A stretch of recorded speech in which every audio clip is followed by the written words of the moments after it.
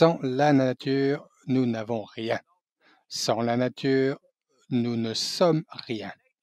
La nature est notre système de survie. Elle est la source et le soutien de l'air que nous respirons, de la nourriture que nous mangeons, de l'énergie que nous utilisons, des emplois et de l'activité économique sur lesquels nous comptons, des espèces qui enrichissent la vie humaine ainsi que des paysages et des plans d'eau que nous appelons notre foyer. Et pourtant, l'humanité semble s'acharner à la détruire. Nous faisons la guerre à la nature. Cette conférence porte sur la tâche urgente de faire la paix, car aujourd'hui, nous ne sommes pas en harmonie avec la nature, avec notre appétit sans borne pour une croissance économique incontrôlée et inégale. L'humanité est devenue une arme d'extinction massive. Nous traitons la nature comme des toilettes. Et en fin de compte, nous nous suicidons par procuration, car la perte de la nature et de la biodiversité a un coût humain élevé. Un coût que nous mesurons en emplois perdus, en faim, en maladies et en décès.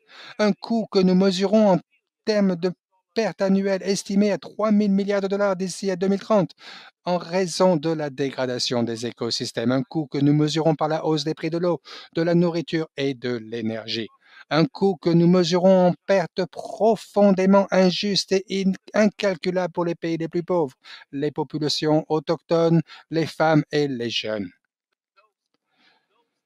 Les moins responsables de cette destruction sont toujours les premiers à en ressentir les effets en premier, mais ils ne sont jamais les derniers. Chers amis, cette conférence est notre chance d'arrêter cette orgie de destruction, de passer de la discorde à l'harmonie et d'appliquer l'ambition et l'action que le défi exige. Nous n'attendons rien de moins de cette réunion qu'un cadre mondial pour la biodiversité post-2020 qui soit audacieux. Un cadre qui repousse l'apocalypse de la biodiversité en s'attaquant d'urgence à ses moteurs. Changement d'affectation des terres et des mers, surexploitation des espèces, changement climatique, pollution et espèces non indigènes envahissantes. Un accord qui s'attaque aux causes profondes de cette destruction, les subventions néfastes, investissements mal orientés, des systèmes alimentaires non durables et modes de consommation et de production plus généraux. Un accord qui soutient d'autres accords mondiaux visant à protéger notre planète, de l'accord de Paris sur le climat, aux accords sur la dégradation des sols, les forêts, les océans, les produits chimiques et la pollution qui peuvent nous rapprocher de la réalisation des objectifs de développement durable. Un accord assorti d'objectifs, de critères et de responsabilités claires. Pas d'excuses, pas de retard.